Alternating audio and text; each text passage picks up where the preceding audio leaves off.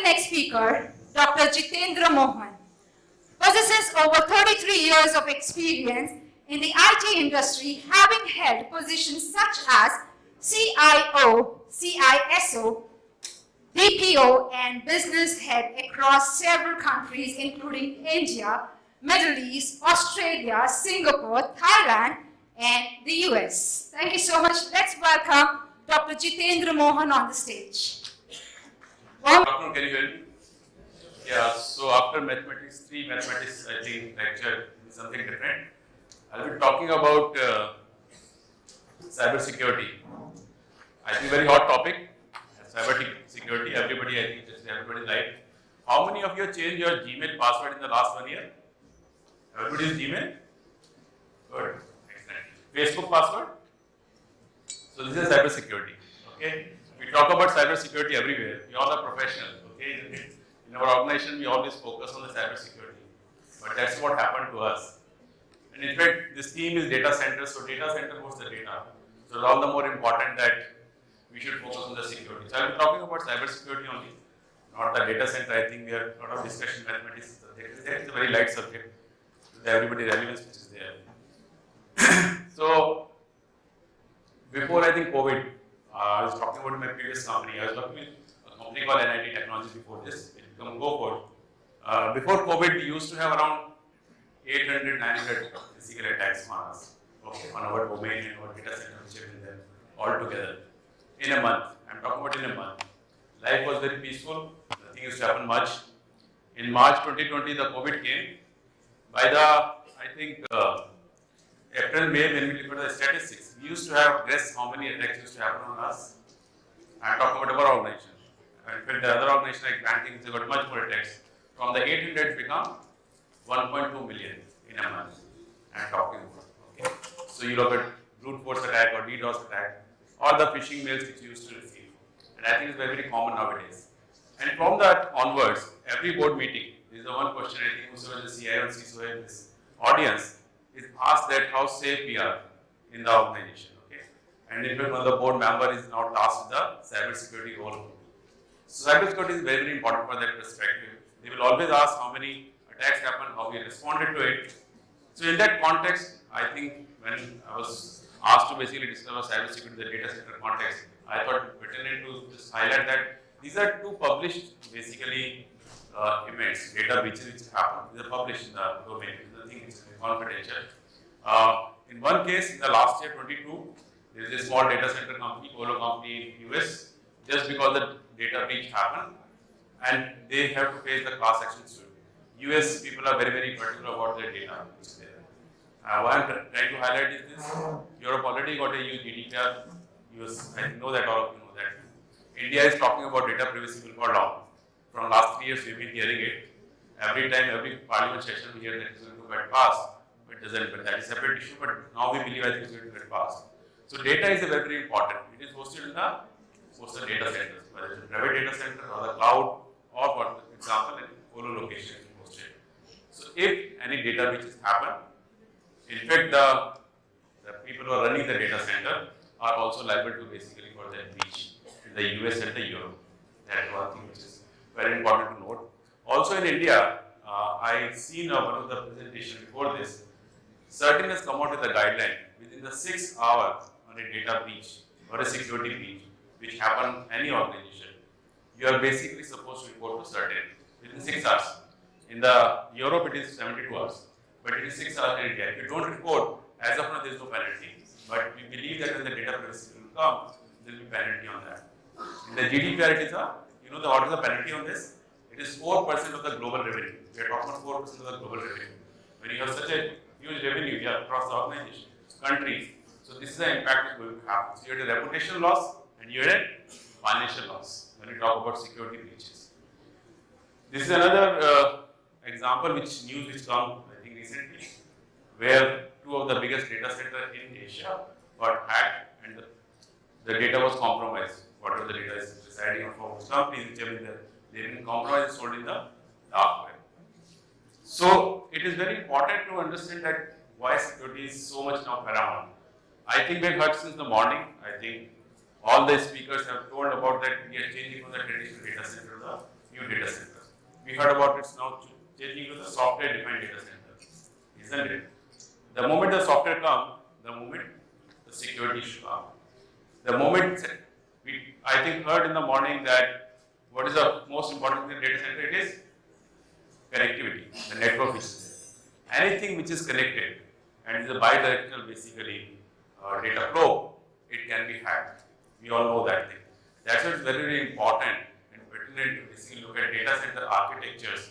When you create a data center, how to protect the data which is going to be hosted on the data center.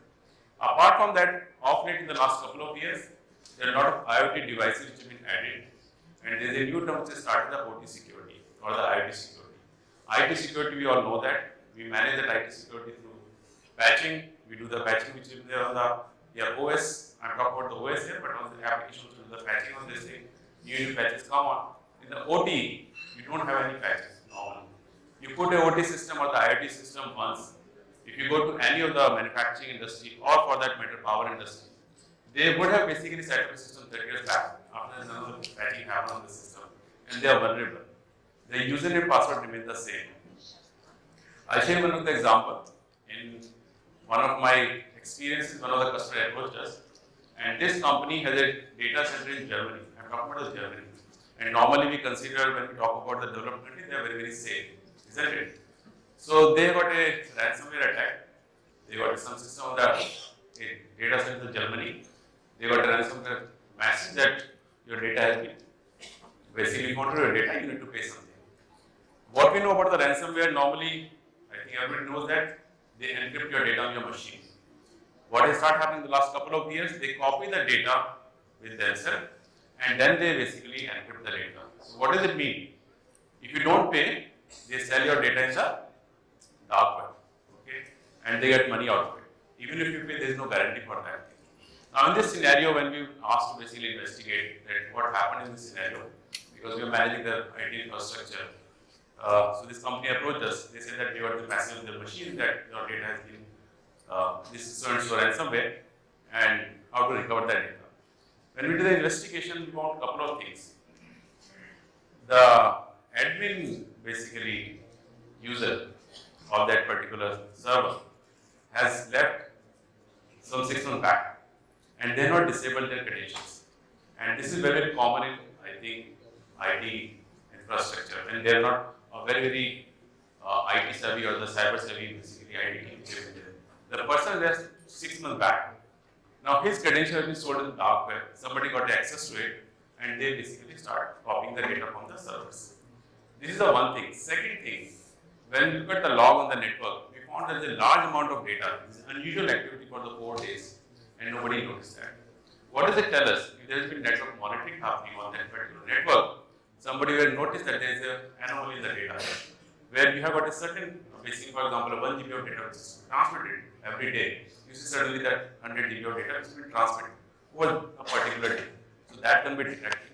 What I'm trying to highlight here is that whenever we look at this kind of a scenario and we look at the new data centers, when we see the future data centers, software development, it's very, very important to put the policy in place and look at the data which is very, very serious. Another thing I think we understand in the morning that now it is not that an organization will run their application on one data center only. They will have a hybrid. They can have on-prem. They will have a hybrid cloud. They can have a hybrid cloud. And most of the time, they also look at the software service. So it is on somewhere else which has been hosted there. So look at the complex environment. And you're basically having the data transaction between all these 4 or 5 places which have been. It's a very complex environment. So how to secure data? And in case any breach happens in any organization, any of the basically this, your IT infrastructure, it can so it can go to the horizontal also. If somebody gets access to the admin password of one of the servers, then it can elevate the basically rights at all the machines that are connected to it. So it is very, very important to put this kind of a controls in place or the policy in place to look at those kinds of scenarios. And now this threat is becoming more and more, I think, pervasive. You will keep on seeing in the future. I think after you will see a lot of data breaches happen in India. If you look at, I can name that, it's a published there, like 𝗘𝗹𝗲𝗃 or other organization, where they don't have much of a control. They hosted their data on the data center or the core location, but they don't control on their basically servers or the application. it is going to impact the underlying technology also, which is the data center. So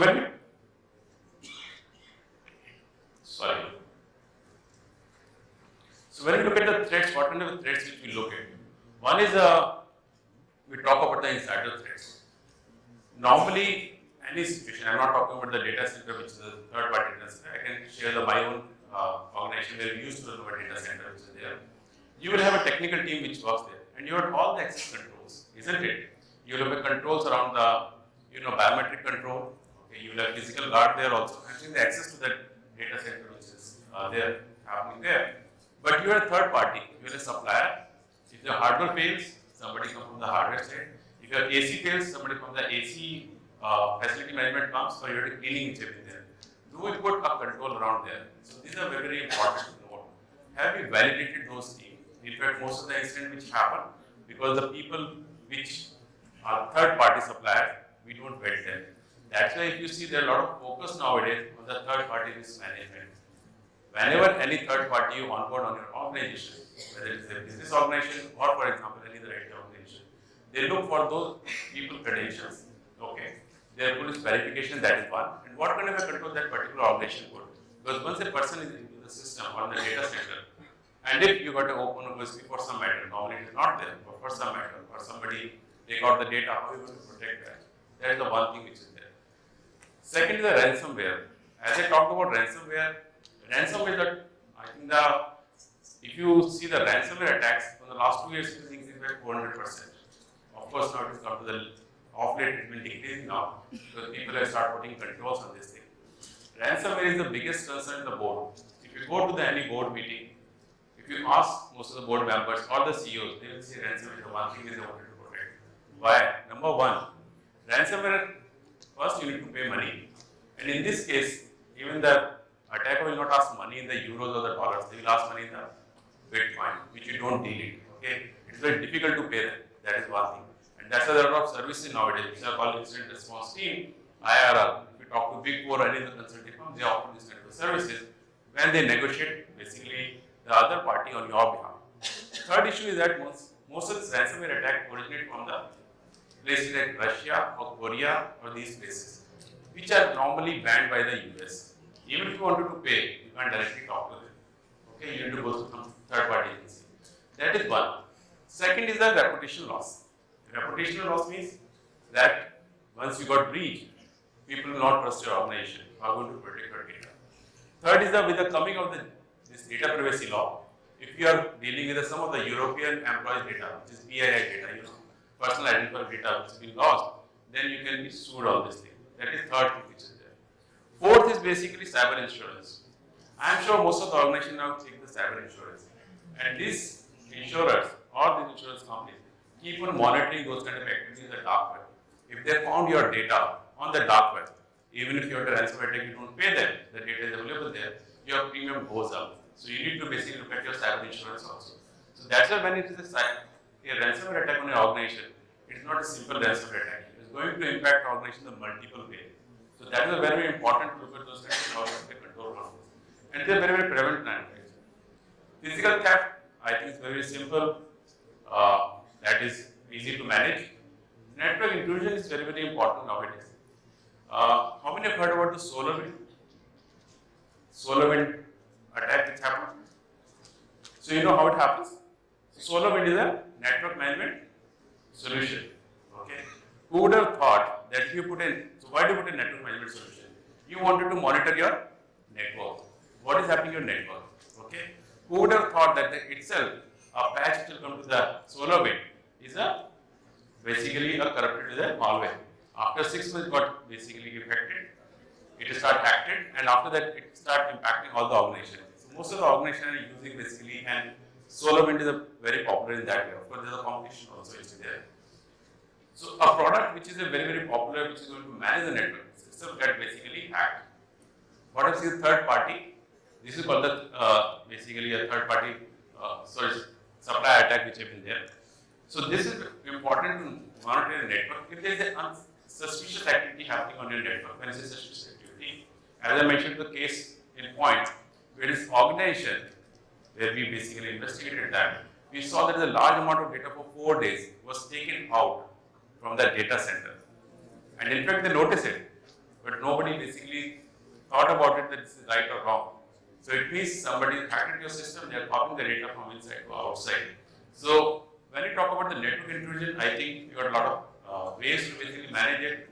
Somebody talked about in the morning that you need to have VNS, you should have network segmentation in your infrastructure so that even if it gets impacted, it's limited to a limited servers only. It doesn't go beyond that.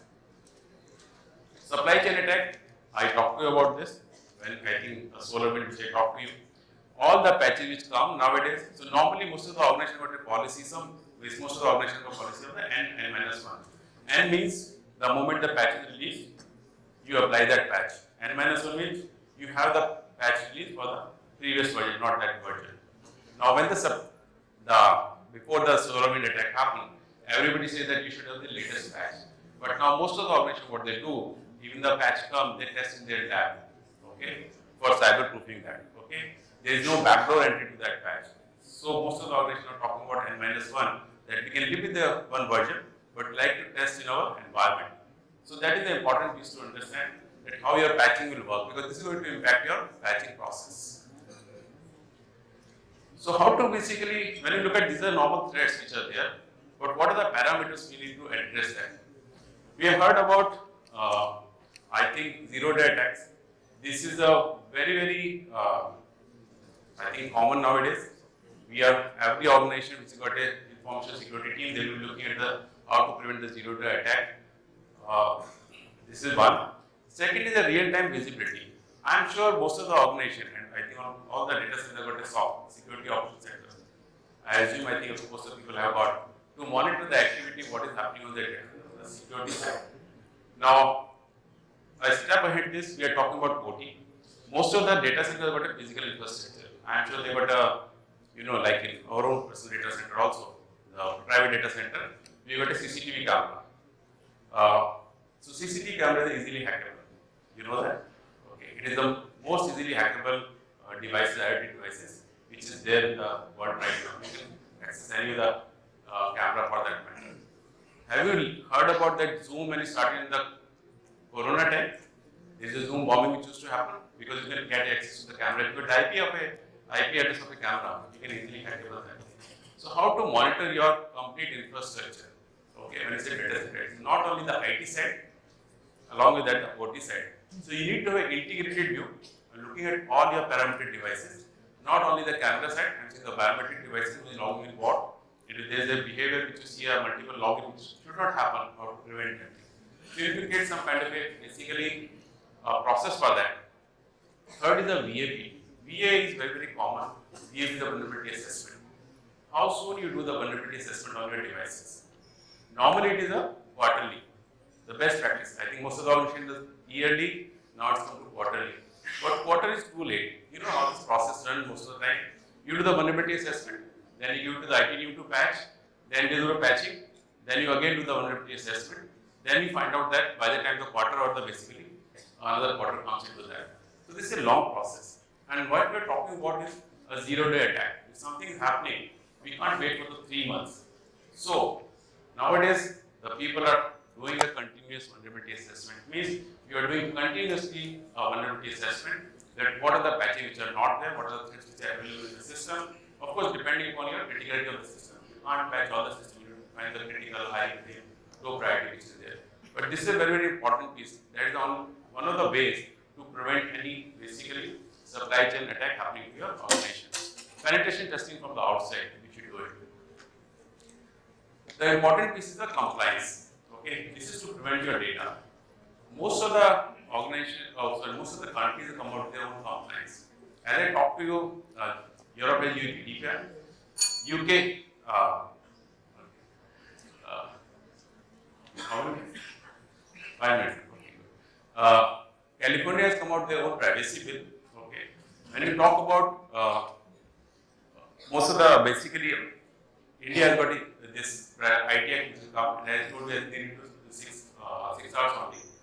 So you need to be prepared to share the data, or you need to show that your data center is compliant with those kind of act which have been basically the organization. Now, if you are serving an organization which is in Europe, okay, or for that they have got their own laws to do that thing. So you should be able to comply that, you should be able to get that data. Because they'll be looking at your incident response, they'll be looking at how you're managing your data, how you're doing your privileged access management, because this is the most, I think, vulnerable thing. Everybody thinks that the admin is a good guy, they will not misuse their password, and most of it is happening from there only. So how you use the privileged access management? So that is the one thing which we need to look into that. Last, as I talked to you, is that integrate. We need to look into the ways and means where we can integrate the physical as well as the IT. So IT, OT integration, which we need to see how we can basically monitor the security. Sorry. So this is the last slide for mine. What should we do? How to do that? One is the automation. You need to do as much automation as possible. I think if you see one of the previous presenters, I forgot the name, they have shown that they are using AI ops, where they are doing the L1 by the automation only. L1 is normally catch and dispatch. You see the incident, okay, and then you report that incident. If you can automate that, then you can do in the real-time basis, you can see the threats. Please remember, whenever the breach happens, you got a only window of 10 to 15 minutes to respond to that. Okay? After that, the damage is done. Then you only do the remediation. You're not going to prevent that thing. Okay? So you have to be, if it is an automated process normally, you'll be able to catch fast, you'll be able to respond fast. Okay? And you should have a very, very strong incident management process around it. That is one. Second is a integrated defense. As I mentioned to you, you need to create a policy. One, the policy which should be there. And I think in the morning we heard about the tabletop exercises. One of the president talked about tabletop exercises. This is where it comes into picture. For example, if you even come to know that there is a ransomware attack happening on your infrastructure, who is going to do what? Who is going to talk to the shareholders? Who is going to talk to the internal organization? Who is going to take action on basically talking to that particular attacker which have been there? And what you're going to communicate to the market, in what way? Okay. So this is very, very important in that way, that you need to have an integrated policy around it. You need to create policy around it, and then you need to create a simulate exercise.